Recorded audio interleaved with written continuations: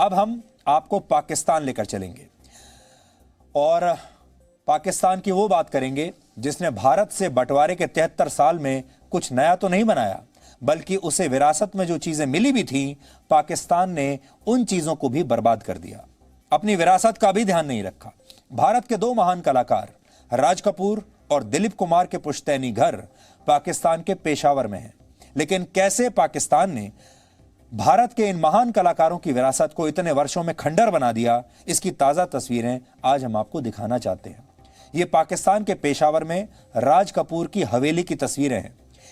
इसे कपूर हवेली के नाम से वहां जाना जाता है। इस हवेली को राज कपूर के दादा ने वर्ष 1918 से 1922 के बीच बनवाया था।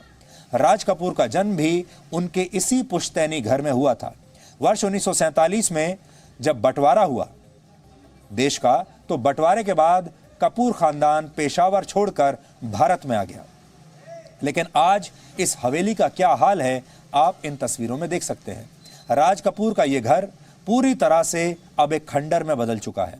इस घर के सामने का दरवाजा बंद है, तो घर की टूटी हुई दीवार से रास्ता बनाकर लोग घर के अंदर आ जाते हैं।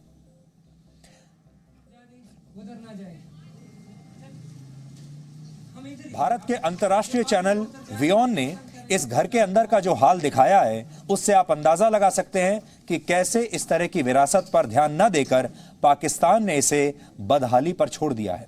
जबकि राज कपूर के परिवार का इस जगह से बहुत लगाव रहा है। वर्ष 1990 में राज कपूर के पुत्र स्वर्गीय ऋषि कपूर अपने परिवार की इस पुश्तैनी हवेली को देखने के लिए पेशावर भी गए थे। देखरेख की कमी की वजह से आज कपूर हवेली बिल्कुल जर्जर हो चुकी है। जबकि कपूर परिवार ने पाकिस्तान की सरकार से बार बार ये अपील की कि उनके पुश्तैनी घर को संरक्षित किया जाए या फिर उसे एक म्यूजियम में बदल दिया जाए, लेकिन ऐसा कुछ हुआ नहीं। पाकिस्तान सरकार ने इसका भरोसा तो दिलाया था, लेकिन भरोसा देने के बाद भी पाकिस्तान सरकार ने कुछ किया नहीं। सिर्फ यही नहीं, इस हवेली के कुछ हिस्सों को जानबूझकर गिरा दिया गया। पेशावर में पुरातत्व विभाग के अधिकारियों ने भी ये बात मानी है कि इसके लिए कपूर हवेली के आज के मालिक को उन्होंने जिम्मेदार ठहराया। राज कपूर की इस पुश्तैनी हवेली को हाल के वर्षों में 3-4 बार गिराने की कोशिश भी की गई और यह बताया गया कि हवेली का मालिक इस जगह पर एक शॉपिंग कॉम्प्लेक्स बनाना चाहता है। Few years back, when they were demolishing inside the Kapoor Haveli, we have intervened and we have stopped. So far, we have stopped the further demolishing, and we have stopped the owner to demolish it and reconstruct as a commercial plaza because it is illegal. And the next step was the government was planning to have a museum.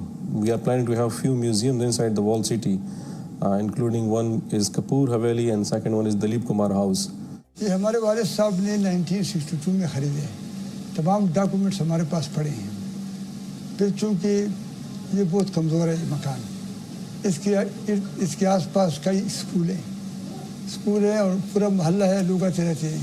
अगर खुदा न ख्वास्ता गिर जाए तो फिर हमने इसको गिराने की कोशिश की। फिर हुकूमत ने कहा, उन्होंने हम पे FIR किया और मकान को बंद किया कि ये ठीक है। और तो हमने कहा जब ये ठीक है और हुकूमत ने कहा कि हम इसको ठीक कर देंगे और इसको ये इस तरह रहेगा और लोग उसको देखेंगे, तो हमने कहा जब ये ठीक है और आप लोग इसमें इंटरेस्टेड है और इंडिया भी इसमें इंटरेस्टेड है तो हमसे ले लें। हम उसमें मरम्मत कर रहे थे, हुकूमत ने बंद कर दिया।